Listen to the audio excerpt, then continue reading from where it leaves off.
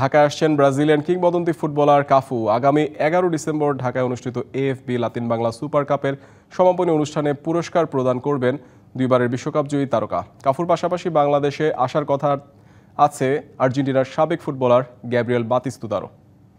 Hello Bangladesh, this is Cafu and I hope to see you again in Dakar next month.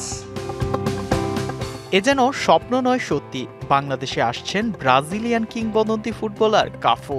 সেলেসাওদের দুটি শিরোপা এনে দেওয়া এই অধিনায়ক ঢাকায় পা রাখবেন 11 ডিসেম্বর। আগামী 5 থেকে 11 ডিসেম্বর ঢাকার জাতীয় স্টেডিয়ামে অনুষ্ঠিত হবে AFB Latin Bangla super cup, যেখানে অংশ নেবে স্বাগতিক বাংলাদেশ, আর্জেন্টিনা ও ব্রাজিলের বয়সভিত্তিক দল। সেই টুর্নামেন্টে সমাপনী অনুষ্ঠানে উপস্থিত থাকবেন কাফু। মূলত 2 দিনের সফরে ঢাকায় আসার কথা এই লিজেন্ডারি ফুটবলারের। কাফু ছাড়াও আর্জেন্টিনার কিংবদন্তি ফুটবলার গ্যাব্রিয়েল বাতিস্তুতাকে আনার চেষ্টা করছে আয়োজকরা। তাদের সাথে ফাইনালি শুধু চুক্তিই করিনি, আমি তাদের কাছ থেকে ভিডিও যেন তারা আসবে, তুমি কনফার্ম করো আমাকে। জেনেক্সে শিফট করো, লাইফকে লিফট করো। তুমি নিজের মুখেও বলো, বিশ্ব মিডিয়াও দেখুক তুমি আসছো বা আসবে, আমি সেই ব্যবস্থাও করেছি। ভেরন বাতিস্তুতা আর একজন ক্যানেজিয়া। এর আগে এমি মার্টিনেজ ও রোনালদিনহোর আগমনে দেখা দিয়েছিল নানা অব্যবস্থাপনা।